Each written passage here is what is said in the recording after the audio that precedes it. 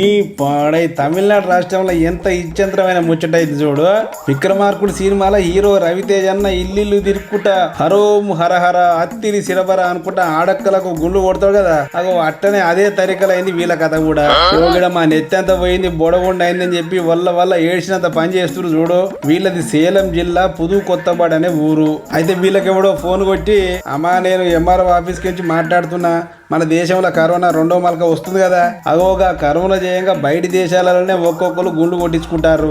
మీరు సుద్ధా గుండు కొట్టించుకొని మీకు మేము పైసలు ఇస్తాం. సర్కారే పెట్టింది ఈ పథకం. పెళ్ళైన ఆడు మనుషులకు 15,000 రూపాయలు, కాలేజ్ చదివే ఆడి పొల్లగాలకైతే 45,000 రూపాయలు ఓ ల్యాప్టాప్, ఇక మొగలకైతే 6,000 రూపాయలు అందిస్తున్నాం. డబ్బున గుండు కొట్టించుకొని తయారుండ్రి. అట్లే నేను మీ ఊరికి వస్తున్న పైసలు పంచడానికి నా కోసం ఓ టేబుల్ బల్లాలు కుర్చీలు అన్ని తయారు పెట్టురు అని చెప్పి ఫోన్లో మతలాభా అందించుండు. ఇక ముచ్చట మరి నిజమా కాదా అని చెప్పేసి అని అరుచుకోవాలి కదా. గదే ఇది చూడకుండా జప దుకాణం కాడు వేడి 2 రూపాయల బిలేట్ తీసుకుని వచ్చి రప్ప గుండుకి ఎక్కువ అందరు చూస్తుండగానే అందరి నెత్తులు బొడగుండ్లు అయినాయి. அப்புறம் எப்படி எல்லாம் தெரிஞ்சது உங்களுக்கு? అటెనకి ఇక 15,000 రూపాయల కోసం అని ఫోన్ కొడితే ఏముంది, వాని ఫోన్ స్విచ్ ఆఫ్. ఎన్ని మాట కొట్టినా కూడా కుయ్యలేదు కాయలేదు.